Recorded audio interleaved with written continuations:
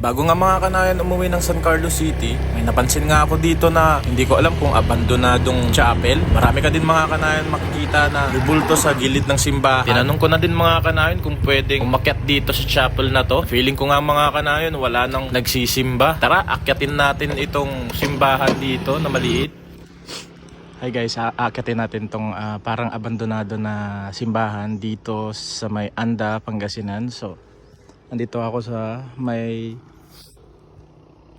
ano ba to?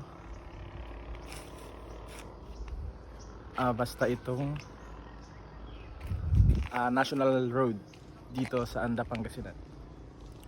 Aakyatin natin yan guys. Nakita ko nga guys, yan paakyat. Medyo parang wala nang. Ma'am, nagmimisa pa sila dito? Nagmimisa pa sila. Pero parang ano siya, parang abandonado. Hindi naman. Malinis po dyan sa taas. Okay. Kala ko abandonado.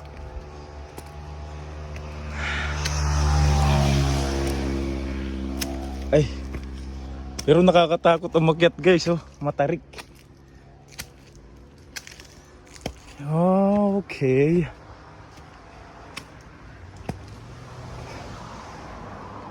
Pero parang nakakatakot.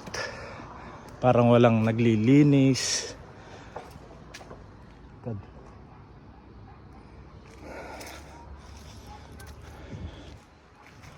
Ay, sarado. Yan guys,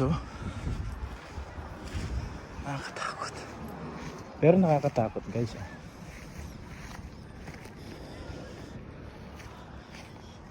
Oo nga, sabi ni ate malinis nga, oo.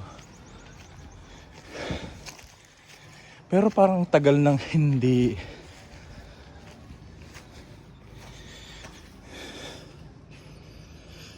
Parang matagal na.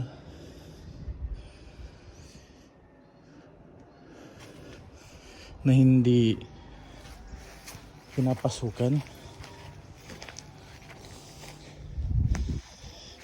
Ayan guys,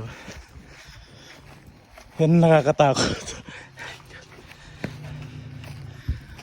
So yun, dumaan muna ako dito guys para ipakita sa inyo itong simbahan na andito sa bundok. Akit ka pa ng ilang hinihingal ako, ilang hagdan mula dito hanggang dun. Tingnan nyo naman yung motor ko. So yun,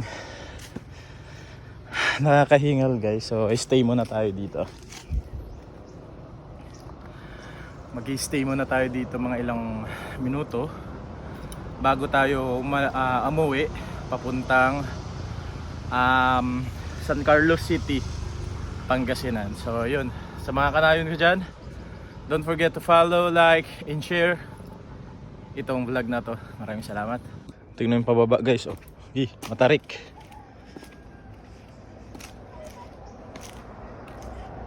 Matarik guys.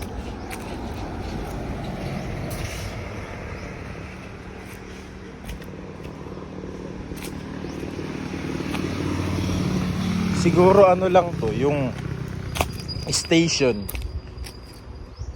Ayun, may mga statue dun.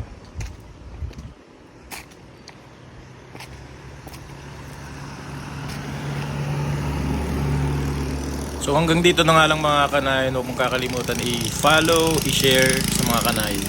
Maraming salamat.